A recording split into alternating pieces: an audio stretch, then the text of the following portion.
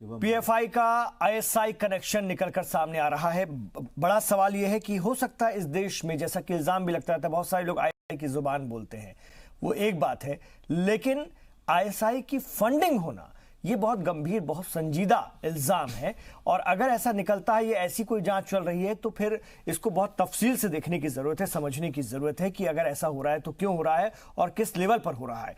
शिवम, आपसे कुछ सवाल पूछे थे फिरोज बख्श साहब ने, पहले उसका जल्दी से जवाब दीजिए, फिर मैं बाकी दोनों मेहमानों के पास। मैं सिर्फ इतना कहना चाहता हूं कि सबसे पहले 2012-13 में भी इस पर केरला में बैन लगा। 2018 में जब ये ऐसी एक्टिविटीज में पाए गए तो वहां पर भी इन पर बैन लगा। और अब उत्तर प्रदेश सरकार फिर से उतने सबूत और सारी चीजें जुटा रही है, क्योंकि गहन जांच होना इसलिए भी जरूरी है क्योंकि इस देश में एक तबका ऐसा भी है जो ये कहता है टीवी पर और ये मानता है कि ये तो केरला में बहुत ही अच्छे धर्म के काम करते हैं। तो कल कोई भी चीज और कोई भी कमी ऐसी नहीं रहनी चाहिए कि कोई भी व्यक्ति आए और अच्छे नहीं, इन्होंने पीजे जोसेफ के हाथ काटे थे, वो अच्छा काम नहीं था। बिल्कुल सही है, वहां पर उसमें बैन हुए भी सर, लेकिन मेरा सिर्फ इतना मानना है कि पूरी तफसील से जांच करने के बाद, एक एक तथ्य को रखने के बाद हम इस तरह से जाएंगे कि आने वाले समय में कितना वक्त लग सकता है, ये संगठन पूरे देश में लगेगा भी या नहीं जी।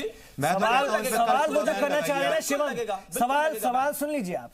सवाल ये है ना कि आप लोगों की पार्टी और आपकी जो सोच है, जो आपकी पार्टी का तरीकाकार है, उससे मुझे लगता है उनको कुछ शक है, क्योंकि आप लोग जिस चीज को इस तरह से उछालते हैं उसका भी सियासी फायदा उठाने की पूरी कोशिश में रहते हैं, फिराक में रहते हैं।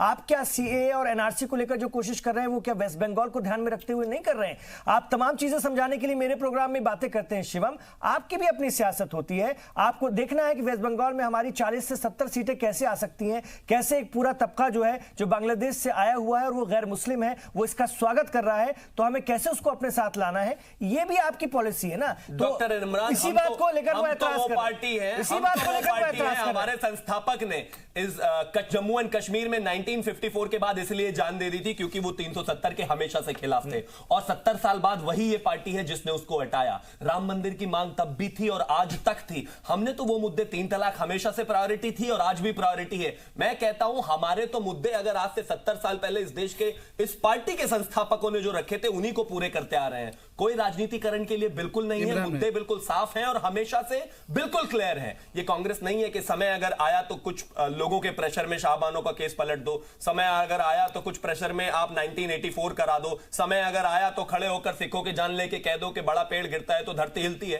भारतीय जनता पार्टी का अपना एक मैनिफेस्टो है, 2002 का जिक्र नहीं करेंगे, आ रहा है 2002 का जिक्र नहीं करेंगे। सरकार थी 2014 तक, आप जितना थ्रेटन कर सकते थे आपने किया। एक प्रदेश के मुख्यमंत्री को 12-12 घंटे आपने पूछताछ की, कुछ निकाल पाए क्या? अरे एक और प्रदेश के मुख्यमंत्री हैं जो अपने ही ऊपर लगे हुए सारे एफआईआर आप नहीं निकाल पाए, सबको निरस्त कर रहे हैं। आप नहीं निकाल पाए कुछ भी, आपने बहुत कोशिश की। नहीं संजय कौशिक जी, इस तरह से इल्जाम का कोई मतलब नहीं ना, कानूनी तौर पर वो बेदाग निकले। बरी कौन निकले? अरे गुजरात के किसने, पूर्व मुख्यमंत्री, अरे किसने किया? किसकी सरकार थी, कहां आप इल्जाम लगा रहे हैं? मतलब कुछ भी हवा में बेदाग कर दिया, किसने बेदाग कर दिया? एक नई परंपरा है, जब आप सरकार में आते हैं तो यूपी में क्या हुआ? अरे यूपी में क्या हुआ? पीएफआई का है, यूपी में क्या हुआ? नहीं यूपी में सारे केस वापस ले लिया गया। एक बार राम मंदिर बनना चाहिए साहब, यूपी में सारे केस वापस ले लिए गए, बेदाग हो गए। शिवम त्यागी इनफेलेबल नहीं, शिवम त्यागी जी, यूपी में सारे केस वापस ले लिए गए, बेदाग हो गए। शिवम त्यागी, एक मिनट, मतलब संजीव कौशिक जी, आप भी पीएफआई जैसी बात करेंगे। जब बाबरी मस्जिद अयोध्या राम जन्म, सुनिए ना मेरा सवाल सुनिए। तो पीएफआई पोस्टरबाजी में बहुत माहिर है पीएफआई वाले। क्या पोस्टर निकाला कि बाबरी मस्जिद के साथ हुई नाइंसाफी, पूरे आइन पर, कानून पर, अदालत उज़्मा पर सवाल खड़ा कर दिया ना। मतलब आप भी पीएफआई की डगर पर हैं या कहीं ना कहीं समर्थन है? अभी हमारे बड़े भाई भट्ट साहब जिस तरह से बता रहे थे, मुझे लग रहा है ऐसे पोस्टर कानून और अदालतों पर सवाल उठाते हुए पीएफआई के लोग जारी करते हैं, उसी तरह की बात आप कर रहे हैं। इमरान भाई, मुख्यमंत्री किसी मामले में बरी हुआ तो आप कानून पर भी सवाल उठाएंगे? हमारे बड़े भाई अभी भट्ट साहब जिस तरह से बता रहे थे, मुझे लग रहा है कि सरकार से भी ज्यादा जानकारी पीएफआई के बारे में वो रखते हैं कि कब किस तरह से धर्म, वो कौन कौन जिहाद की बात वो कर रहे थे, कि सारी जानकारी है। सरकार 1 पेज पैम्फलेट है जिसमें लिखा है, और जब सरकार के पास इन सारी चीजों के बारे में जानकारी थी, सरकार कर क्या रही थी? ये अभी भी मैं फिर बोल रहा हूँ कि अभी भी सियासत, बजाय इसके के पढ़े जाके इम्तिहान की तैयारी करें, रोड पे बैठ गए बेचारे आके, इतनी खतरनाक शदीद ठंड में कि जहाँ पर 1-2 टेम्परेचर है, उन बच्चों को भड़काया गया उस तरह के पोस्टर के के जरिए PFI ने भड़काया है।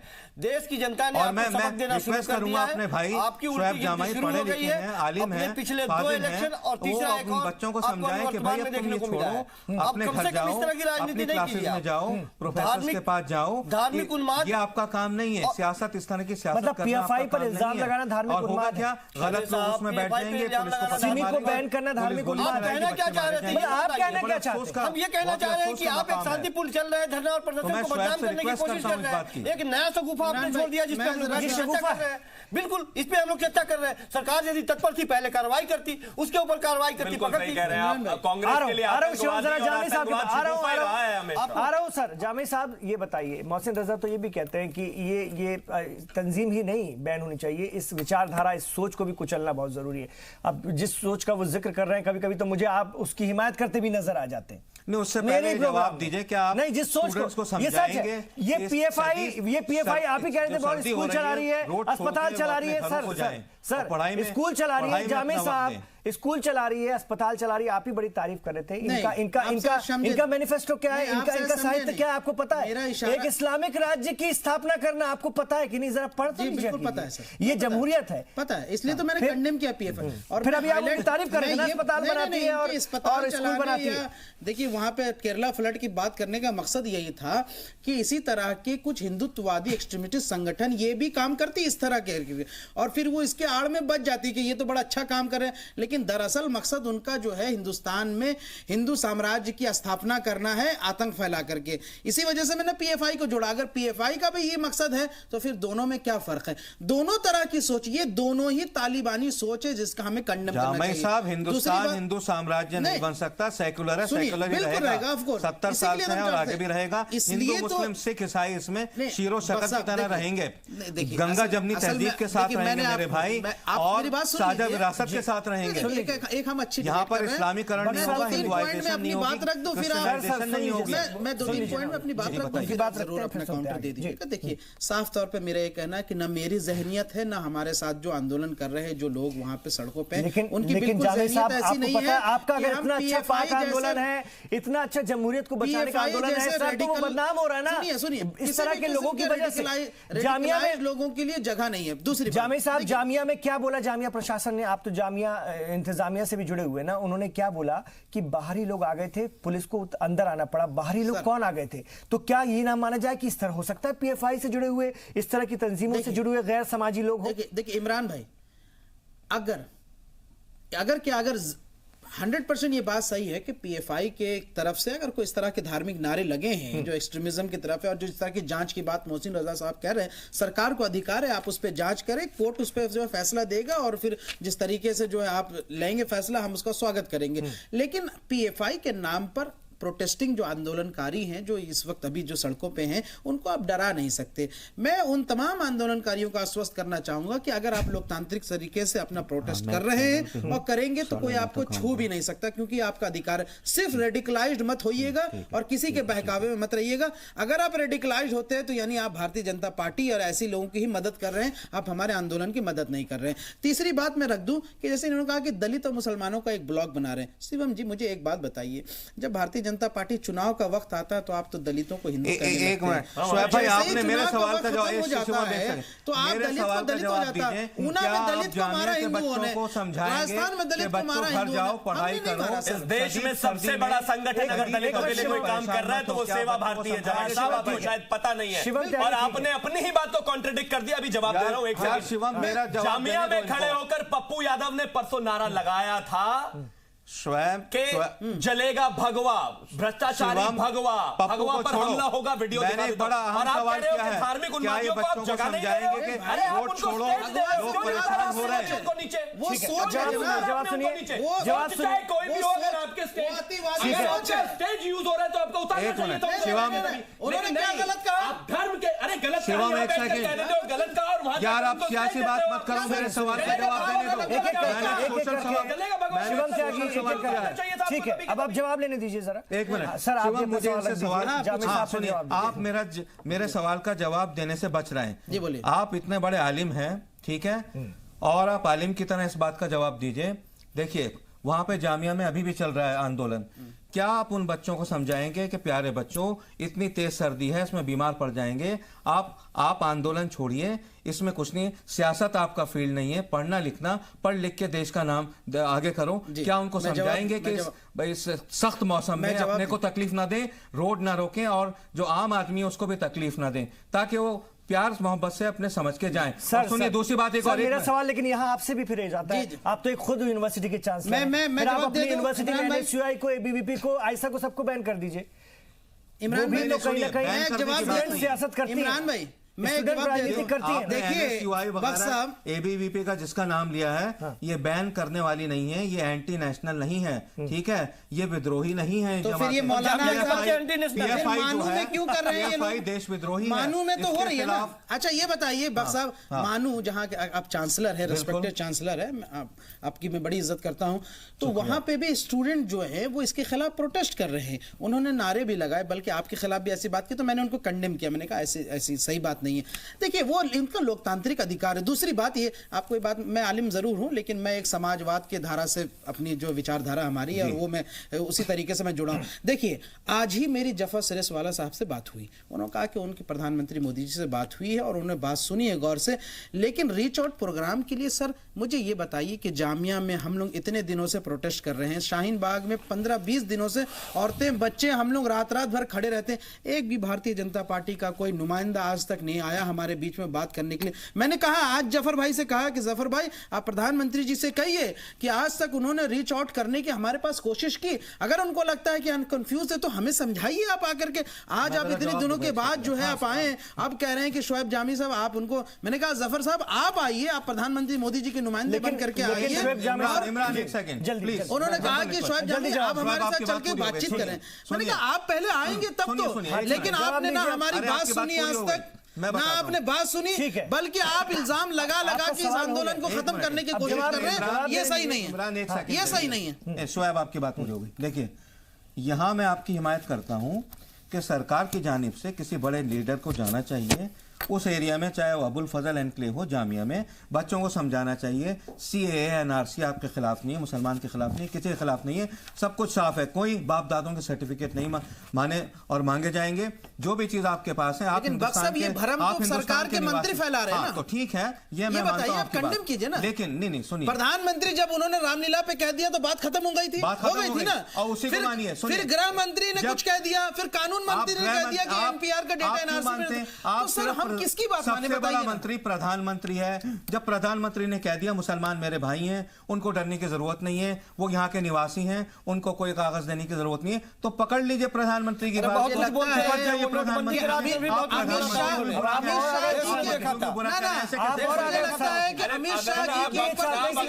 आदरणीय बख्श साहब, अगर इन्होंने प्रधानमंत्री जी की बात को मान लिया, सबसे बड़ा मंत्री खड़े हैं, वो स्टेज खत्म हो जाएगी। वो जो पॉलिटिकल वेंडेटा ये बना रहे हैं वो जीरो हो जाएगा। आधी अधूरी बात और रोटियों को सेका जा रहा है वो खत्म हो जाएगा। ये आपने मौका दिया, तो इनको भी है कि कोई कंफ्यूजन नहीं है, लेकिन क्या चाहते हैं कि प्रधानमंत्री आकर जब तक शोएब को नहीं बताएंगे उन्हें वो नहीं मानेंगे, यानी कि इनको पता तो है, लेकिन प्रधानमंत्री हमें बिल्कुल पता है जनाब कि ये बिल संविधान के खिलाफ है। इस पर हम और बात करेंगे, लेकर सब लोगों ने कहा है आपको, आप नहीं मान रहे, इस पर हम और राजनीति कर रहे हैं आप, इस पर हम और बात करेंगे। और शोएब जामी साहब जैसे लोगों को जो कि आंदोलन में हैं, उनको कम से कम अपने आंदोलन में बाहरी और इस तरह के अनासर को चिन्हित करना चाहिए और कम से कम अपने लोगों को बेदार करते रहना चाहिए, वरना इनका आंदोलन कहीं किसी वजह से किसी अनार्की का अराजकता का शिकार ना हो जाए। और आ रहे सर PFI का ISI कनेक्शन निकलकर सामने आ रहा है उत्तर प्रदेश सरकार का, तो कम से कम यही दावा है। उनके वजीर मोहसिन रजा कहते हैं कि जांच होगी और कार्रवाई होगी, बैन करने तक की वो बात कर रहे हैं। उन्होंने और भी इस पर इल्जाम लगाया, उन्होंने कहा all India Muslim personal law board में भी ये PFI के लोग हैं, कुछ सिमी के भी लोग हैं, और ये कहीं ना कहीं सिमी से ट्रांसफर होते होते PFI और उसके बाद SDPI और अब मुस्लिम पर्सनल लॉ बोर्ड में तक में शामिल है। मतलब विचारधारा वही है, सिर्फ पार्टियां या नाम बदलते रहते हैं अगर किसी पर बैन होता है। तो ये बहुत संगीन इल्जामात है, इस पर बात होनी चाहिए। मैं संजीव कौशिक जी के पास एक बढ़ाना चाहूंगा। संजीव कौशिक जी, आप तो कह रहे थे कि नहीं, आंदोलन को नहीं रोकना चाहिए, तहरीक जारी रखनी चाहिए, क्यों रोके, क्यों करें? मतलब आप चाहते हैं इस ठंड में यूनिवर्सिटी के स्टूडेंट्स जिनको पढ़ना चाहिए, अपना मुस्तकबिल देखना चाहिए, वो पिटने के लिए रोड पर आए, सड़कों पर आए, उन पुलिस की हाथों मार खाएं, तशद्दुद पर आमादा हो, अस्पतालों में भर्ती हो। ये आप चाहते हैं? फिर कांग्रेस की महासचिव प्रियंका गांधी वाड्रा सत्याग्रह लगा करके बैठे और जो मारे जाते हैं उन्हें शहीद का दर्जा दिलाने के लिए आंदोलन करें। ये आप चाहते हैं? इमरान भाई, कितना अच्छा लग रहा है, मुझे सुकून मिला कि कम से कम आप उन बच्चों के लिए इतने ज्यादा बच्चे मारे गए वहां नहीं जाती देश की सरकार जो है वो कैसी है, वो कैसी निकम्मी बहरी है कि उसके कानों तक ये बात नहीं पहुंच पा रही है। चिंता तो उसे होनी चाहिए ना। आप यहाँ बैठ के इतने सेंसिटिव हो गए कि उन बच्चों के लिए इतनी चिंता करते हैं। सरकारों के पास चिंता नहीं है। किसके बच्चे हैं वो? चिंता आपको नहीं है, आसमान आपको नहीं है। आप तो चाह रहे हैं कि ठंड में लोग लगे रहे। शोएब जामी जो करवा रहे हैं, ठंड में अभी भी बैठा के रखा है। आप चाह रहे हैं कि होता रहे कंफ्यूजन। इमरान भाई, अगर हम वहाँ प्रोटेस्ट कॉल ऑफ भी कर देना तो लोग दोबारा सड़कों पे जमा हो जाएंगे, क्योंकि लोगों का अपना गुस्सा है। हमने नहीं उनको कुछ कहा है। इसको समझ तो जब लोग जमा होने शुरू किए तो हमने ऑर्गेनाइज किया। शोएब जामी साहब, लोगों का गुस्सा, मैं यकीन मानिए आज हमारी कमेटी ने कहा, आज हमारी कमेटी ने कहा कि हम इसको कॉल ऑफ करते हैं। सुनिए, आपको शायद मालूम नहीं है, मैं वहीं से आ रहा हूँ। आज हमने शाहीन बाग में कमेटी में लोगों ने कहा कि इसको मैं कॉल ऑफ करता हूँ। जैसे ये बात हो गई तो लोगों ने कहा कि अगर ऑर्गेनाइजेशन जाना चाहते हैं तो चले जाएं। लोग जो है यहाँ सड़कों पर रहेंगे, क्योंकि मैं बच्चों को, मैं औरतों को क्या समझाऊं? उनके कहने में मेरी बात सुनिए, सरकार ही भरम फैला रही है। आपको जाना है शोएब जामी साहब। इससे पहले मैं हमारा रिपोर्टर भी यहाँ पर लगातार पहुंचा। जब लोगों से बात की ना, आपके धरने में, आपके प्रदर्शन में जो लोग खड़े हुए थे ना, उनसे जब हम लोग बात करते हैं तो उनको आधों को तो पता ही नहीं रहता कि वो क्यों, उनको बस इतना पता कि हमको देश से निकाला जा रहा है, इसलिए हम यहाँ पर ठंड में। आप लोगों ने किस लेवल पर गुमराह किया है, किस तरह से लोगों को समझाया कि उनको, वजीर आजम हिंदुस्तान कह रहे हैं कि मुसलमानों को इस देश से निकाला ही नहीं जा सकता, इस देश के जो मुसलमान है, और आप उनको लगातार गुमराही में मुब्तला किए हुए हैं और पिटवा रहे हैं। जवाब दे दूं? और लोगों को पता नहीं कि वो क्यों खड़े हुए हैं। मैं जवाब दे दूं फिर मैं जाऊंगा। देखिए, सरकार ने जिस तरीके से जो गलत फैसले लिए और जनता का अविश्वास बढ़ा है, अब सरकार की कोई अगर अच्छे कदम भी उठाती है तो सरकार के ऊपर विश्वास नहीं रहा। दूसरी बात कि वहां जो प्रोटेस्टर्स हैं उनको साफ तौर पर पता है कि ये जो बिल है वो संविधान के खिलाफ है। तीसरी बात, किसी को सीए का मतलब पता हो या ना हो सकता है कुछ किसी को नहीं पता सर, किसी को नहीं पता। मेरे रिपोर्टर शोएब रजा, लेकिन सरकार की नीयत का पता है। सरकार की नीयत का पता है, सरकार की नीयत का पता है, मंसूबे का पता है, और ये इतना जरूर पता है सरकार की नीयत, और जो आप समझा रहे हैं वही लोगों को पता है कि नहीं है। शोएब जामी साहब, जो आप लोगों को समझा रहे हैं ना, वही लोगों को पता है। इसलिए मोहसिन रजा कहते हैं कि बैन लगाने से कुछ नहीं होगा, आप आ जाइए सर, भी कुचलना होगा। आप आ जाइए, समझाइए। मैं बोलता हूं ना कि भारतीय जनता पार्टी के तमाम प्रवक्ता हमारे प्रदर्शन में आए, लोगों को समझाएं, प्रधानमंत्री खुद आए, मैं तो स्वागत करूंगा फूल मालाओं से, लेकिन आज तक आपने आने की जहमत नहीं की। उल्टे लड़कों को झूठे मूठे उनके ट्वीट का कोई असर नहीं, आंदोलन को जो बदनाम करने की कोशिश कर रहे हैं, माजरत के साथ टेलीविजन पर आकर के वजीर दाखिला ये आंदोलन नहीं हटेगा जब तक सरकार जो है यहाँ से पहल नहीं करती। आपको किसी सरकार के दो बड़े जिम्मेदारों की कोई बात का कोई असर ही नहीं। सर, ये जो है ना, ये खाना पूर्ति है। इस तरह की जो बातें मीडिया में आकर, अगर सरकार को लगता है कि जनता सड़कों पर आई, मतलब तो सरकार को इतना घमंड और अहंकार है, मैंने सरकार को इतना घमंड और अहंकार है कि वो हमसे बात भी ना करे, तो सब पूरा सरकार को इतना घमंड और अहंकार है, सरकार को लगता है कि ये जनता जो है बेवकूफ है। अगर सरकार को इतना घमंड और अहंकार है तो जनाब हम तो जनता है, हमें आपसे ज्यादा अहंकार है क्योंकि हम विपक्ष में। जामाई की ये बात ठीक है, हालांकि मैं इनसे कहीं मुत्तफिक नहीं होता। शिवम, आप अपने बड़ों में बात कीजिए कि जहां ये लोग बैठे हैं, खासतौर से जामिया में, कोई ना कोई बड़ा लीडर, अब बड़ा लीडर नहीं तो आप ही नौजवान हैं, आप ही जाके वहां माइक पे कहिए, डरने की जरूरत नहीं है, हम आपके साथ हैं। मैं बिल्कुल तैयार हूं फिरोज साहब, लेकिन आप देखिए ना, इंटरेस्टिंग चीज, आज जो है 3 दादियां उस प्रोटेस्ट में आई हैं, उन सब की एज 80+ है। बिल्कुल, वो कहती हैं कि हम अपनी 7 जनरेशंस के नाम बता देंगे लेकिन कागज नहीं दिखाएंगे। आप मुझे एक चीज बताइए, इन लोगों ने इस देश के भोले भाले मुसलमानों को जो डराने का, लूटने का और ठेकेदारी करने का काम किया है, मैं इसमें शोएब जमाई जैसे लोगों को भी कह रहा हूं, कांग्रेस को भी इन्वॉल्व कर रहा हूं। इस 70 साल में इस देश में जिस तरह से इस देश के मुसलमान का दोहन हुआ है, उनके लिए इन्होंने क्या किया है, सच्चर कमेटी की रिपोर्ट उसका जवाब है। आज भी परेशानी सिर्फ इतनी सी है कि 302 सीटें आने के बाद सबकी अपनी जो ठेकेदारी है वो खत्म हो गई है। तो इन लोगों ने मुसलमानों के दिल में डर बिठाया है। मतलब एक महिला कह रही है बैठकर 80 साल की कि मैं 7 जनरेशन के नाम बताने के लिए तैयार हूं, लेकिन देश नहीं छोड़कर जाऊंगी। अरे धीरे कौन कह रहा है आप धीरे छोड़कर जाने के लिए? आप ये डरा रहे हैं। और एक और इंटरेस्टिंग चीज है, प्रोटेस्ट पर जो टीवी पर आने और बोलने वाले लोग हैं, मैं नाम ले सकता हूं, चाहे वो शैला रशीद हो, चाहे इसके अलावा वो दूसरी महिला जो प्रिंट में काम करती है, वो सब लोग ग्रीस में छुट्टियां मना रहे हैं। कोई ग्रीस में है, कोई लंदन में है, वहां से बैठकर ट्वीट कर रहे हैं और यहाँ के लोगों को कह रहे हैं कि हम पीछे नहीं हटेंगे।